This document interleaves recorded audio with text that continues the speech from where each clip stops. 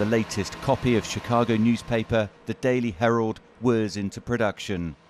But the newspaper industry in the US is under threat after the US Commerce Department announced it will proceed with tariffs on imported paper from Canada, though it did agree to lower them. The extra costs are a further blow to an already vulnerable newspaper industry. You know, we're already dealing with technology revolution in our business, right? You know, newspapers are struggling. I mean, advertising is declining, going to different places, certainly to the internet. Readership is down. People are reading more on the internet and reading different things. And then to have this on top of it, it just seems like, you know, the government giving us another push. We got a paper. Thanks, everybody. At the Herald's editorial meeting, a discussion on how to tell the story.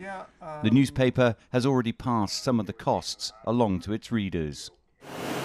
The printing press remains one of the great sights of journalism. At its peak, this facility can produce 60,000 newspapers an hour. But there are fears that if these tariffs stay in place, then printing presses like this one will simply grind to a halt. Behind the tariff decision is a US paper manufacturer in Washington state that accused Canadian companies of unfairly benefiting from government subsidies. The tariffs went into effect in January. We need to be there. We are going to have a float there. In Mayville, Wisconsin, Andrew Johnson, owner of the Dodge County Pioneer and president of the National Newspaper Association, is preparing his next newspaper. He cannot understand the reasoning behind the tariff decision. The weekly newspapers alone have let almost 10,000 people go because of this. 10,000. If the tariff continues, it is our professional estimation that half the newspapers in America will close. It's not just jobs that are at stake.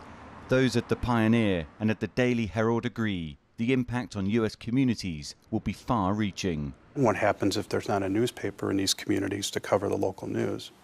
I mean, some of these communities would be unchecked. There'd be no watchdog. And then what would happen? It'd be devastating. All those freedoms are represented a lot in little community newspapers.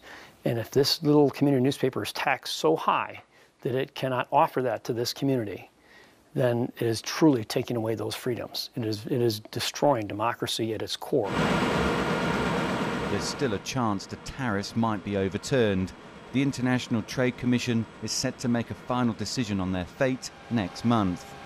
Journalists across the US will be hoping for a good news day. Dan Williams, CGTN, Chicago.